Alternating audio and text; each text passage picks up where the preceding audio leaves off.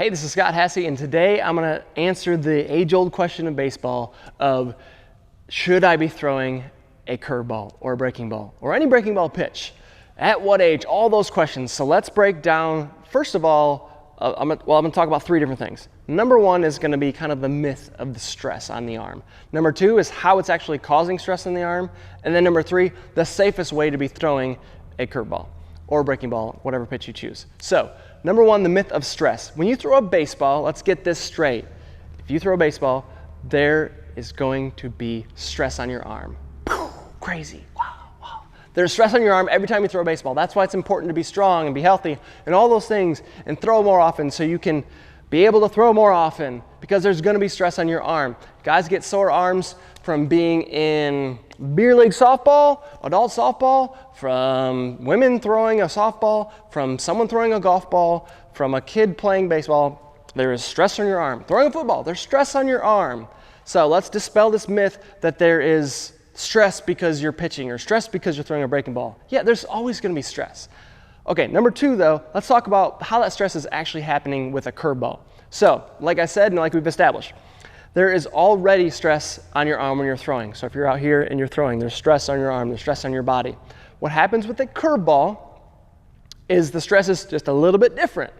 So if you were to look at kind of an arc of stress, and when you're not throwing, there's no stress. When you're throwing, there's stress. So it goes like this, there's stress.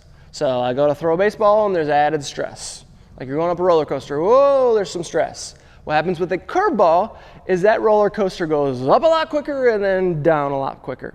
So there's a peak stress point with the curveball when you go and throw it. So that roller coaster usually goes up right about here. So when the arm goes into what's called forearm layback, so right here is when there's a bunch of stress on your elbow and your shoulder. That's typically where they're going to measure the stress. With the breaking ball, because your hand and your wrist are in a different position like this, it actually does take some of your muscles and things in your arm and stretch them a little bit more. So what used to be a roller coaster like this for stress in this motion, now you've added a twisted and stretched position here on your forearm. Now when you do it, it just goes up faster. There's more stress. It's actually a higher level of stress, and then goes down really quick. So stress and stress. There's stress on both. But here's what people don't tell you. If I throw a fastball at 85 miles per hour, I don't right now. Almost never did a little bit. But if I threw a fastball at 85 miles per hour and the curve looked like this, and I threw a curveball at 85 miles per hour, it would look like this. Lots of stress, high stress, really, really fast. Oh, it's dangerous. But here's the thing. I threw my curveball almost 20 miles per hour slower.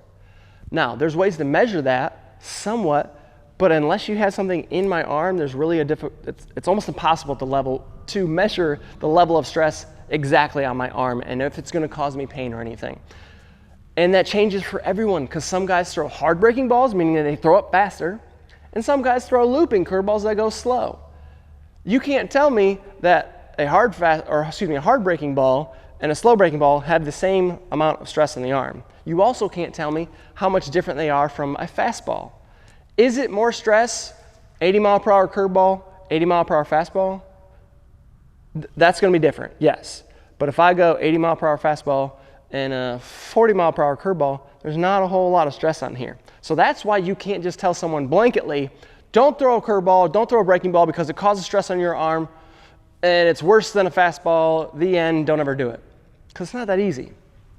The last thing I want to talk about is how to throw it safely. So unfortunately, you're not going to get an age answer for me, because there's puberty, there's have you ever thrown baseball before, how big are you, how small are you, how strong are you. There's tons of factors that come into play when you're talking about stress on the arm, and there's just no one way to answer unless you, viewer, reach out to me and I do a full assessment on them, including their history profile or their medical profile, all of their injuries, how they throw it, what it looks like, what it does in space, if I have a sleeve on them, measure all those things. That's the only way I can give you a best answer, an educated answer. But even then, because we can't look in there unless we have MRIs, you don't know what we're looking at underneath the skin. So all that to say, let's talk about the safest way to throw a breaking ball when you as a parent or you as a player decide you're going to throw a breaking ball. I've got a breakdown of the pitches, or excuse me, the breaking ball from a curveball standpoint. You can watch that one. We'll break down the grips, variations, drills, that kind of thing. But the safest way to throw it is to throw more often, to take care of your hydration, to take care of your sleep and your stress. Make sure you're eating right. So when those things are good and you're exercising and you're doing, so that's full body work, that's single leg work, that's upper body work, both heavy and light, doing some band work. When you're doing all of those things, that's honestly the safest time to throw a breaking ball. If you throw a fastball and you throw it for strikes and you do all those other things, that's the absolute best time to throw it. You can locate your fastball, throw it for strikes, you get guys out, but you're starting to see that they're timing up your fastball and it's not maybe fast enough, then a second pitch is good. Then if your changeup, if you just need a third pitch. So it's completely up to the individual. I'm sorry, it's not the sexy answer, but if you must throw it, the safest way to do it is figure out the grip, which I showed you in the video, and then to make sure every other bucket is full. What I mean by buckets is your health bucket. So that's your sleep, your hydration, your water, all that. Your stress, make sure all that's taken care of. Your exercise, make sure that's taken care of. That's the safest place, safest time, safest way to throw a breaking ball or any pitch. That's the safest way to compete in sports. The safest way to hit is when all of those things are in order. So when you got that taken care of, throw a breaking ball. Manage your pain. If there's pain or anything like that, be smart about it, but make sure all of your other buckets are full, and that's going to be the best time for you.